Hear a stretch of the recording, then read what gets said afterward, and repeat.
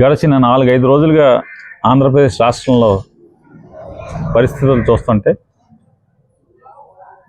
నారా చంద్రబాబు నాయుడు గారు ఆదేశాలు ఇస్తాడు.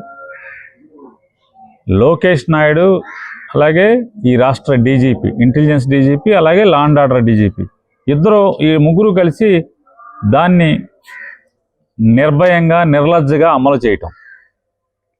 ఎంత అంటే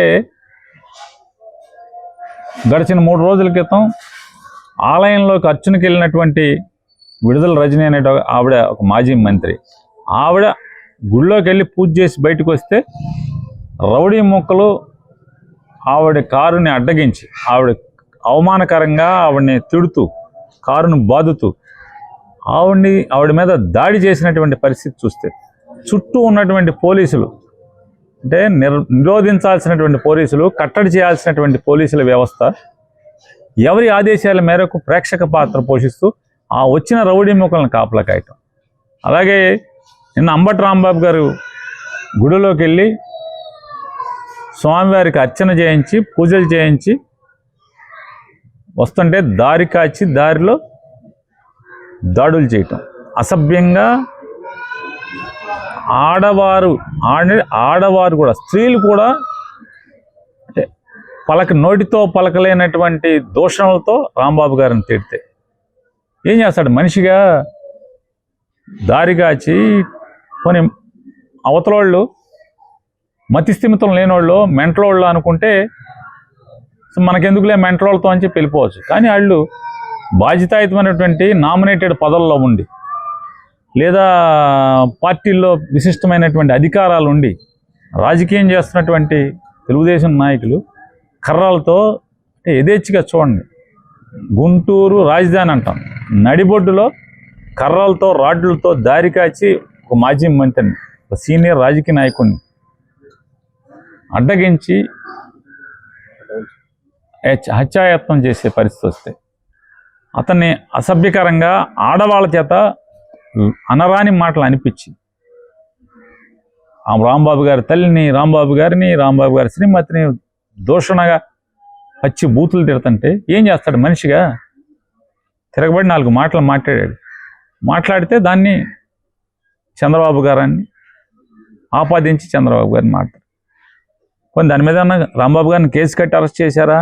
అదేం లేకపోగా పైనుంచి ఆదేశాలు అందుకున్నటువంటి గుంటూరు జిల్లాలో ఉన్నటువంటి తెలుగుదేశం కార్యకర్తలు అందరూ కూడా మొత్తం విచ్చలవిడిగా పోలీసుల్ని అండగా పెట్టుకుని ఆయన ఇంటి మీద, ఆఫీస్ మీద విధ్వంసం సృష్టించారు. ఆటవిక మోకల్లాగా ప్రవర్తించారు. అతన్ని హత్యాయత్నం చేశారు. కానీ పోలీసులు ప్రేక్షక పాత్ర వహిస్తూ వచ్చిన మోకలకి కాపు కాసినటువంటి పరిస్థితులు. ఆఖరికి ఈ రాష్ట్రంలో ఉన్నటువంటి టీవీ ఛానల్స్లకు కూడా ఆ వాయు వరుసలు లేకుండా, జ్యోతి, ఆర్టీవీ, TV9 వారు వీరేం లేకుండా అందరినీ కూడా దేహశుద్ధి చేసి ఈ రాష్ట్రంలో జరుగుతున్నటువంటి విధ్వంసం లైవ్లో ఎక్కడ కనపడనివ్వకుండా చేసేదానికి, రికార్డులు అంటే ఎక్కడ కూడా విజువల్గా ఎక్కడ కనపడకూడదని చెప్పి దాడులు చేయటం, ఇవన్నీ కూడా పైనుంచి ఆదేశాలు. రాష్ట్ర డీజీపీ కూర్చునే కుర్చీకి, అతని కాపురం ఉండే చోటికి ఎంత దూరం?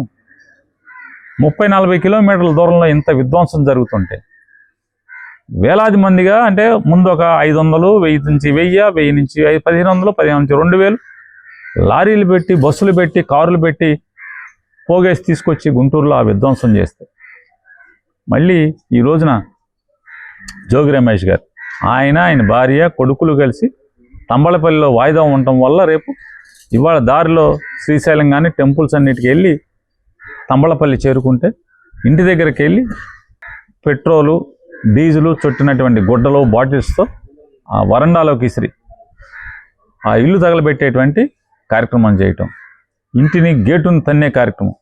పోలీసులు ఏం చేస్తున్నారా అంటే చూసి ప్రేక్షక పాత్ర చూస్తున్నారు. వైసీపీ వాళ్ళు దాన్ని అడ్డుకుంటాకి వెళ్తుంటే వాళ్ళని లాఠీ చార్జ్ చేస్తారు పోలీసులు.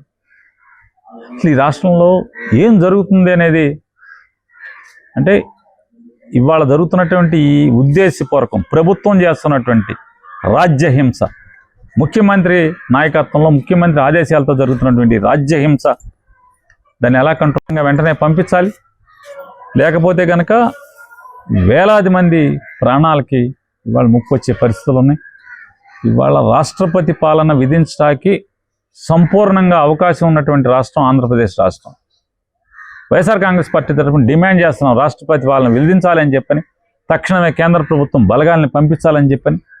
ఇవాళ లోకేష్ అలాగే చంద్రబాబు నాయుడు గారు వీరిద్దరి యొక్క తప్పుడు పరిపాలనతో ఇవాళ వైఎస్ఆర్ కాంగ్రెస్ పార్టీ నుంచి ఎవరెవరైతే ప్రశ్నిస్తున్నారో, ఎవరెవరైతే గట్టిగా ఈ ప్రభుత్వాన్ని నిలదీస్తున్నటువంటి వారిని, ప్రశ్నించిన వారిని ప్రతి ఒక్కరిని కూడా ఈ రకమైన ఆటవిక దాడులు చేస్తూ, ఇల్లు ధ్వంసం చేస్తూ, దహనాలు చేస్తూ, పోలీసులను అడ్డంగా పెట్టుకుని, పోలీసుల సమక్షంలో పెట్టుకుని ఇవాళ ఏమనాలి? ఇవాళ పోలీసు వ్యవస్థ కింద ఎవరిని అడిగినా కూడా ఏం చేయము సార్, పైనుంచి ఈ దుర్మార్గం ఏం కూడా సత్సనం ఏం చేస్తాం, ఉద్యోగాన్ని వదులుకోలేం. కానిస్టేబుల్స్ దగ్గర నుంచి సబ్ ఇన్స్పెక్టర్స్ దగ్గర నుంచి సిఐల వరకు అందరూ కూడా, డిఎస్పీల దగ్గర నుంచి ప్రతి ఒక్కరు కూడా పైనుంచి ఆదేశాలు ఉంటున్నాయి, నోరు మూసుకోండి చూడండి అని చెప్పి పైనుంచి ఆదేశాలు ఉంటున్నాయి వాళ్ళు చెప్తున్నారు. పోలీసుల్ని ఇంత నిర్వీర్యం చేస్తున్నటువంటి ఈ రాష్ట్ర డీజీపీ గారు, ఇంటెలిజెన్స్ డీజీపీ గారు, ఇది కరెక్టా? మీరు ప్రమాణం చేసి ఉద్యోగం తీసుకున్నారు, ఈ ప్రమాణాలు గాలికి వదిలేశారా అని అడుగుతున్నాం, ప్రశ్నిస్తున్నాం. మీరు ఏదైతే ఉద్యోగం తీసుకునే రోజు ఐపీఎస్ పాస్ అయ్యి ట్రైనింగ్ అయిన తర్వాత ఏ ప్రమాణాలు అయితే చేశారో ఆ ప్రమాణాలని ఎక్కడ పెట్టారని అడుగుతున్నాం. చివరికి ఎట్లా అంటే ప్రజలందరి కళ్ళకి మీరు వేసుకున్న కాకి యూనిఫామ్ కూడా పసుపచ్చగా కనపడే పరిస్థితిలో మీరు డీజీపీ గారు, ఇంటెలిజెన్స్ డీజీపీ గారికి ఎట్లా యూనిఫామ్ ఉండదు అనుకోండి. ప్రజలు మాట్లాడుకునేటువంటి పలచనగా మాట్లాడుకునేటువంటి రీతిలో మీరు వ్యవహరించటం, ఈ రాష్ట్రాన్ని అంటే మీరు కాపాడాల్సినటువంటి మీరే భక్షకులుగా మారి రాక్షసులకు తోడుగా మీరు వంత పాడుతుంటే ఏం చేయాలి? అందుకే డిమాండ్ చేస్తున్నాం, రాష్ట్రపతి పాలన విధించాలి, తక్షణమే కేంద్ర ప్రభుత్వ బలగాల్ని ఆంధ్రప్రదేశ్ రాష్ట్రానికి పంపాలని చెప్పని మేము మోడీ గారిని అట్లా కేంద్ర ప్రభుత్వాన్ని కూడా డిమాండ్ చేస్తున్నాం.